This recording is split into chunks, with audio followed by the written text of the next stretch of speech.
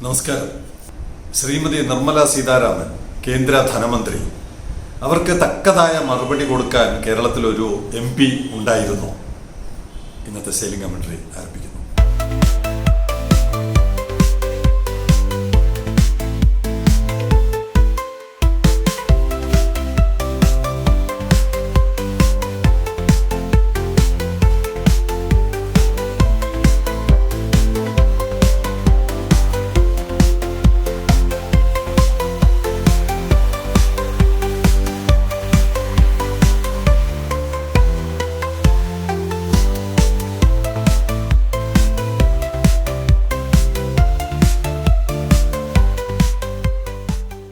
ഇന്നലെ സെയിലിംഗ് കമന്ററിയുടെ ഒരു സുഹൃത്ത് UK നിന്ന്, അദ്ദേഹം പിന്നീട് പറഞ്ഞ അദ്ദേഹം തൃശ്ശൂർ സ്വദേശിയാണ്, UK ഇരുന്നുകൊണ്ട് ഒരു വീഡിയോ അയച്ചു തന്നു. എനിക്കിപ്പോൾ പെട്ടെന്ന് ആ വീഡിയോ, ഞാനങ്ങനെ TV ഒന്നും ഇപ്പോൾ കാണാറില്ല, ആ വീഡിയോ കണ്ടപ്പോൾ എനിക്ക് പെട്ടെന്ന് ഇപ്പോഴും ഇത്രയും രൂക്ഷമായി നമ്മുടെ നാടിനെ, കേരളത്തെ വിമർശിക്കുന്നല്ലോ, കേരളത്തിലെ ഒരു പദ്ധതിയെ വിമർശിക്കുന്നല്ലോ എന്നാണ് എനിക്ക് തോന്നിയത്.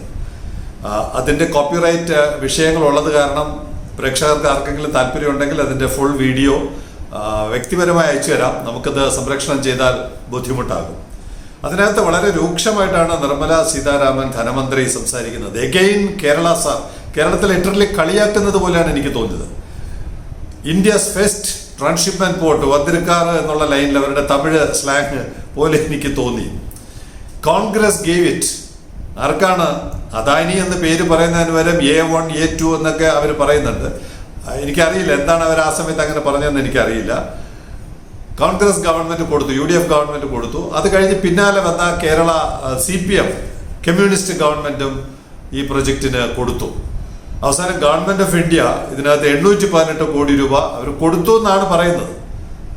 എനിക്കപ്പോൾ സംശയമായി, ഇത് എന്താണ് ഇവരിങ്ങനെ സംസാരിക്കുന്നത്? ഇപ്പോൾ VGFന്റെ കോൺട്രവേഴ്സി നിൽക്കുമ്പോൾ എന്തുകൊണ്ട് ഇങ്ങനെയുള്ള സംസാരം വരുന്നു എന്ന് ഞാനിപ്പോൾ എൻ്റെ സുഹൃത്ത്, ഇത് സാമൂഹ്യ മാധ്യമങ്ങളിൽ എപ്പോഴും ആക്റ്റീവായിട്ടുള്ള കൃഷ്ണകുമാറിന് അയച്ചു കൊടുത്തിട്ട്, ഇതിന് ഏതെങ്കിലും നമ്മുടെ നാട്ടിലെ 20 MP അല്ലെങ്കിൽ രാജ്യസഭാ മെമ്പർമാർ 28 പേരോളം ഉണ്ടല്ലോ, ആരെങ്കിലും ഇതിന് തക്കതായ ഒരു മറുപടി കൊടുത്തോ എന്ന് ഞാൻ അന്വേഷിച്ചു.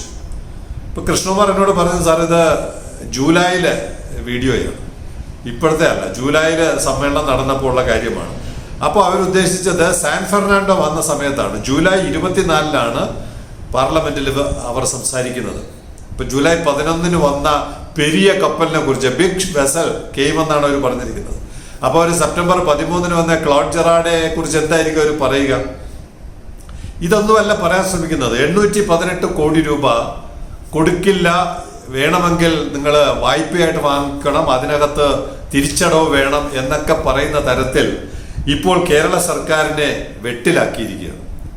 വാസ്തവത്തിൽ കേരള സർക്കാർ ഇത് വേണ്ടാന്നങ്ങ് പറയണം, അതാണ് ഇപ്പൊ പറയേണ്ട മറുപടി. പക്ഷേ ഒരു ഫെഡറൽ സംവിധാനത്തിനകത്ത് കേന്ദ്രത്തിന് പരമാധികാരവും സംസ്ഥാനത്തിന് അധികാരങ്ങളല്ല, അവരുടെ മുമ്പിൽ ഇങ്ങനെ ഓച്ചാനിച്ച് നിൽക്കണം എന്ന് പറയുന്നത് ഒരു കാരണവശാലും നമുക്ക് അംഗീകരിച്ചു കൊടുക്കാൻ പറ്റില്ല. ശ്രീമതി നിർമ്മല സീതാരാമൻ, നിങ്ങൾ ഒരു തുടർച്ചയാണ്, നിങ്ങൾ ആദ്യവും അന്ത്യവുമല്ല. നേരത്തെ ഉണ്ടായിരുന്ന UPA ഗവൺമെന്റിന്റെ തുടർച്ചയാണ് ഇപ്പോഴത്തെ NDA ഗവൺമെന്റ്. അപ്പോൾ UPA ഗവൺമെന്റ് എടുത്തൊരു തീരുമാനം പാർലമെന്റിൽ നള്ളിഫൈ ചെയ്യപ്പെടാതെ, അത് അസാധുവാക്കാതെ ആ നിയമം നിങ്ങൾക്ക് വേണ്ടാന്ന് വെക്കാൻ പറ്റില്ല. അല്ലെങ്കിൽ ഒരു സംസ്ഥാനത്തിനെതിരെ നിങ്ങൾക്ക് വേറൊരു നിയമം നടപ്പാക്കാൻ പറ്റില്ല.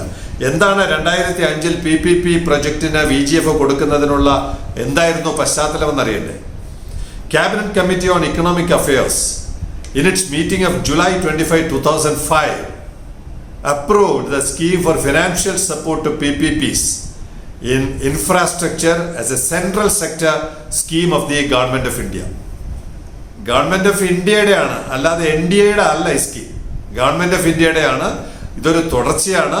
ആ തുടർച്ച പാലിക്കാൻ എന്തെങ്കിലും തടസ്സം ഉണ്ടെങ്കിൽ അത് നിങ്ങൾ പാർലമെന്റിൽ നിയമം മാറ്റണം, അല്ലെങ്കിൽ ഈ വ്യവസ്ഥകൾ മാറ്റണം. അത് മാറ്റാത്തടത്തോളം കാലം 2005 ഈ നിയമം അത് പ്രാബല്യത്തിൽ നിൽക്കുന്നു എന്നുള്ളതിന്റെ ഇനിയുള്ള രേഖകൾ നമുക്ക് വ്യക്തമാക്കുന്നു. ഇത് ഗവൺമെന്റ് ഓഫ് ഇന്ത്യയുടെ ഫിനാൻസ് മിനിസ്ട്രിയുടെ ഡിപ്പാർട്ട്മെന്റ് ഓഫ് ഇക്കണോമിക് അഫയേഴ്സിന്റെ സൈറ്റിൽ ഇപ്പോഴുമുണ്ട്, ആർക്ക് വേണമെങ്കിലും പരിശോധിക്കാം. The scheme is administered by the Department of Economic Affairs, Ministry of Finance, and provides financial support in the form of grant. എന്താണ്? ശ്രീമതി നിർമ്മല സീതാരാമൻ ഇതൊന്ന് വായിക്കണം. in the form of grants, one time or deferred to economically desirable but commercially unviable infrastructure projects undertaken through PPPs with a view to make them commercially viable. അത് grand എപ്പോഴാണ് വായ്പയാക്കിയത്? ആരാണ് വായ്പയാക്കിയത്? അങ്ങനെ വായ്പയാക്കാൻ പാർലമെന്റിൽ നിയമം പാസ്സാക്കിയോ?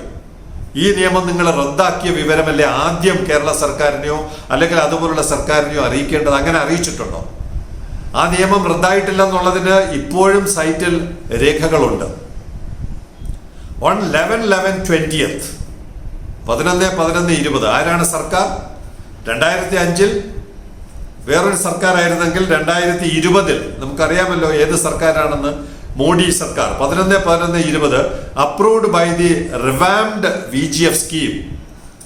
അത് റിവാംപ് ചെയ്തു. ആ സ്കീം ഒന്ന് റിവാംപ് ചെയ്തിട്ട് and guidelines for the same were notified by department of economic affairs on 7/12/20. ഇതുപോലൊരു ഡിസംബർ മാസം 2020 ഡിസംബർ മാസത്തിൽ അതിനൊരു പുനഃക്രമീകരണം നടത്തി, റിവാംപ് ചെയ്തു. എന്താ റിവാംപ് ചെയ്ത്? കുറച്ചുകൂടെ കൂടുതൽ കൊടുക്കാനാണ് മോഡി ഗവൺമെന്റ് തീരുമാനിച്ചത്. The revamped scheme includes higher VGF support of up to 60% of the total project cost, 30% center, 30% state governments. പിന്നെ ചിലതിന് 80% വരെ. അപ്പോൾ നിലവിലുണ്ടായിരുന്നതിൽ വർധനവ് വരുത്തി NDA ഗവൺമെന്റ് വർധനവ് വരുത്തി.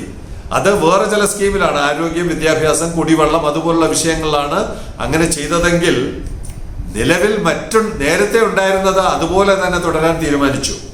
ഇൻഫ്രാസ്ട്രക്ചർ പ്രൊജക്ടിന്റെ കാര്യത്തിൽ ഉണ്ടായിരുന്നതിൽ VGF up to 40% of the total project cost is available. Maximum up to 20% by the central and state government each. 20% state ഗവൺമെന്റുകൾ എവിടെയാണോ ഏത് സ്റ്റേറ്റിലാണ് നടപ്പാക്കുന്നത് അവിടെ. എന്ന് പറഞ്ഞാൽ 2005 PPP പ്രൊജക്ടുകൾക്ക് വേണ്ടി പ്രൈവറ്റ് പാർട്ട്ണർഷിപ്പ് പ്രൊജക്ടുകളാണ്. തൂത്തുക്കുടി പ്രൊജക്ടിന് കൊടുത്തു. അത് ഞങ്ങളുടെ കേന്ദ്ര ഗവൺമെന്റിന് തന്നെ വരുമാനം കൊണ്ട് കിട്ടുന്നത് കൊണ്ടാണ് ഞങ്ങൾ കൊടുത്തത് എന്നൊരു ന്യായീകരണം പറയുന്നത് കേട്ടു. ഇത് PPP പ്രൊജക്ടിന് വേണ്ടിയാണ്, പബ്ലിക് പ്രൈവറ്റ് പാർട്ട്ണർഷിപ്പ്. സ്വകാര്യ സംസ്ഥാന പൊതുമേഖലാ ബന്ധങ്ങളിലൂടെ രൂപപ്പെടുന്ന പദ്ധതികൾക്ക് അനുവദിക്കാനാണ് 2005 ഗവൺമെന്റ് ഈ നിയമം കൊണ്ടുവന്നത്, VGF എന്ന് പറയുന്ന നിയമം കൊണ്ടുവന്നത്. അതിൽ NDA ഗവൺമെന്റ് ഒരു മാറ്റവും വരുത്താത്തോളം കാലം കേന്ദ്രം സംസ്ഥാനത്തിന് 818 കോടി അല്ലെങ്കിൽ 817 സംതിങ് കൊടുത്തേ പറ്റൂ. വായ്പയായി അല്ല കൊടുക്കേണ്ടത്, ഗ്രാൻഡ് ആയിട്ട് കൊടുക്കണമെന്ന് in the form of grants എന്ന് തന്നെ നിങ്ങളുടെ സൈറ്റിലുണ്ട്. അപ്പോൾ അത് നിലനിൽക്കെ കേരളത്തിനെ കളിയാക്കുന്ന തരത്തിൽ പാർലമെന്റിൽ പ്രസംഗിച്ചതിന് ഏതെങ്കിലും MP മറുപടി തന്നോ എന്ന് എനിക്കറിയില്ല. നിങ്ങൾ വാസ്തവത്തിൽ ഇത് തുടക്കമിട്ട കോൺഗ്രസ് സർക്കാരിനെയും ഇത് പൂർത്തിയാക്കിക്കൊണ്ടിരിക്കുന്ന ഇടതുപക്ഷ സർക്കാരിനെയും അല്ലെങ്കിൽ അതിന്റെ മുഖ്യമന്ത്രിമാരെ പാർലമെന്റിൽ വിളിച്ച് ആദരിക്കുകയാണ് ചെയ്യേണ്ടത്. കാരണം എന്താണെന്ന് അറിയാമോ? നിങ്ങളുടെ വാക്കിൽ തന്നെയുണ്ട്, ഇന്ത്യസ് ഫസ്റ്റ് ട്രാൻസ്ഷിപ്മെന്റ് പോർട്ട്. നിങ്ങൾക്ക് പറ്റിയില്ലല്ലോ ഇതുവരെ. ഇന്ത്യ മഹാരാജ്യത്ത് വേറൊരു ട്രാൻസ്ഷിപ്മെന്റ് പോർട്ട് ഉണ്ടാക്കാൻ ഗവൺമെന്റ് ഓഫ് ഇന്ത്യക്ക് കഴിഞ്ഞു. അങ്ങനെ കഴിയാത്ത നിങ്ങൾ ഇത് നടപ്പാക്കാൻ ശ്രമിക്കുന്ന കേരള ഗവൺമെന്റിനെ നിങ്ങൾ ശിക്ഷിക്കുന്നത് എന്തിനാണ്? അങ്ങനെ ഒരു വലിയ പരമാധികാരം നിങ്ങൾക്കുണ്ടോ? ഇതൊരു ഫെഡറൽ സംവിധാനമല്ലേ? സെൻട്രൽ സ്റ്റേറ്റ് റിലേഷൻസ് ഇല്ലേ? സ്റ്റാറ്റ്യൂട്ടറി നിയമങ്ങളില്ലേ? അതിന്റെ അടിസ്ഥാനത്തിൽ ഈ കൊടുക്കണമെന്ന് പറയുന്ന ഈ 20% കേന്ദ്രം കൊടുത്തേ പറ്റൂ. ഇല്ലെങ്കിൽ കേരള സർക്കാർ സുപ്രീം കോടതിയിൽ കേസ് ഫയൽ ചെയ്യണം. ഇനിയുണ്ട്, കേരള സർക്കാരിന് സ്വീകരിക്കാവുന്ന പല മാർഗങ്ങളുമുണ്ട്. ഇവിടെ നിങ്ങൾ ഇന്ത്യയിലെ ഫസ്റ്റ് ട്രാൻസ്ഷിപ്മെന്റ് പോർട്ട് എന്ന് പറയുമ്പോൾ നിങ്ങൾ മനസ്സിലാക്കേണ്ട ഒരു കാര്യം, ഇപ്പോൾ തന്നെ കോടിക്കണക്കിന് രൂപ കേന്ദ്രത്തിന് അല്ലെങ്കിൽ ഇവിടുത്തെ കയറ്റുമതി ഇറക്കുമതി മേഖലയ്ക്ക് ഈ പോർട്ട്, കേരളത്തിലെ ഈ പോർട്ട്, തലസ്ഥാനത്തെ ഈ പോർട്ട് സംഭാവന ചെയ്തു കഴിഞ്ഞു. ഏകദേശം 1.5 ലക്ഷം കണ്ടെയ്നറാണ് ഈ ചുരുങ്ങിയ സമയത്തിനുള്ളിൽ 3 മാസത്തിനുള്ളിൽ കയറ്റിറക്കുമതി നടത്തി. ആ ഇനത്തിൽ ഇവിടെ വന്നുപോയ ഏകദേശം 79 കപ്പലുകൾ. ഇവിടെ 80-81 ഇപ്പോൾ ഉണ്ടോ? ഞാൻ റെക്കോർഡ് ചെയ്യുന്ന സമയത്ത് വാർഫിലുണ്ട്. അവ പറയുന്നില്ല. 79 കപ്പലുകളിൽ 35 കപ്പലോളം ഡൊമസ്റ്റിക് റൂട്ടിലോട്ടാണ് പോയത്. ഇവിടെ വന്നിട്ട് ഇന്ത്യയിലെ വിവിധ പോർട്ടുകളിലോട്ടാണ് പോയത്. അപ്പോൾ 1.5 ലക്ഷം കണ്ടെയ്നറിൽ ഏകദേശം 70,000 കണ്ടെയ്നേഴ്സ് ഇന്ത്യയിലെ വ്യാപാരികളുടെയും വ്യവസായികളുടെയും ആയിരുന്നു. ആ ഇനത്തിൽ അവർക്ക് ഏറ്റവും കുറഞ്ഞത് ഒരു കണ്ടെയ്നറിൽ $100 ചുരുങ്ങിയത്. ഡോക്ടർ മൻമോഹൻ സിംഗിന്റെ പ്രസംഗത്തിൽ $200 പറയുന്നത്.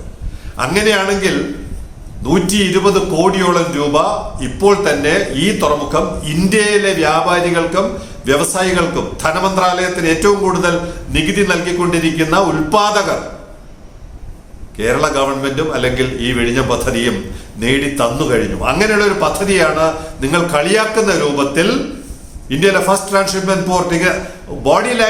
നിങ്ങളുടെ ബോഡി ലാംഗ്വേജ് പോലും കേരളത്തെയും വിഴിഞ്ഞം പദ്ധതിയെയും കളിയാക്കുന്നതിന് തുല്യമായിരുന്നു. നിങ്ങൾ എന്താണ് ഉദ്ദേശിക്കുന്നത്? UDF ഗവൺമെന്റ് തുടങ്ങിയ ഒരു പദ്ധതി LDF ഗവൺമെന്റ് വേണ്ടാന്ന് വെക്കണമെന്നോ അല്ലെങ്കിൽ അതിനെതിരെ സമരം ചെയ്യണമെന്നോ? എന്താണ് കേന്ദ്ര സർക്കാരിന്റെ നിലപാടെന്താണ്? ഇത് ജനങ്ങൾക്ക് ആവശ്യമായിട്ടുള്ള ഒരു പദ്ധതി, സംസ്ഥാനത്തിനും രാജ്യത്തിനും ആവശ്യമായിട്ടുള്ള ഒരു പദ്ധതി എന്നുള്ള നിലയ്ക്ക് UDF ഗവൺമെന്റ് തുടക്കമിട്ടു. LDF ഗവൺമെന്റ് അത് മുന്നോട്ട് കൊണ്ടുപോകാൻ തീരുമാനിച്ചു. അതിനെവിടെയാണ് തകരാറ്?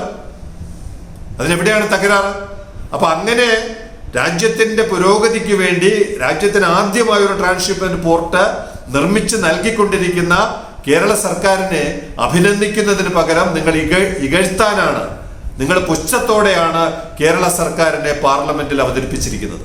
അതുകൊണ്ട് കേരള സർക്കാരിന് മുമ്പിൽ പല മാർഗങ്ങളുണ്ട്. ഒന്ന്, സുപ്രീം കോടതിയിൽ പോകണം. GST എത്രയാണ് കേന്ദ്ര സർക്കാരിന് ഈ ഇനത്തിൽ കിട്ടുന്നത്? വിഴിഞ്ഞം തുറമുഖത്ത് വരുന്ന കണ്ടെയ്നർ, കപ്പൽ, ഈ ഇനത്തിൽ GST എത്രയാണ് കിട്ടുന്നത്? ഇനി അതുകൂടാതെ ജൂലൈ 11 മുതൽ വന്നിരിക്കുന്ന കപ്പലുകൾ, ഈ കണ്ടെയ്നറുകൾ ഇനിയുള്ള നാളുകളിൽ കേരള മുഖ്യമന്ത്രിയുടെ കണക്കനുസരിച്ച് കേന്ദ്ര സർക്കാരിന് 6000 കോടി രൂപ GST ഇനത്തിൽ കിട്ടുമെന്നാണ്.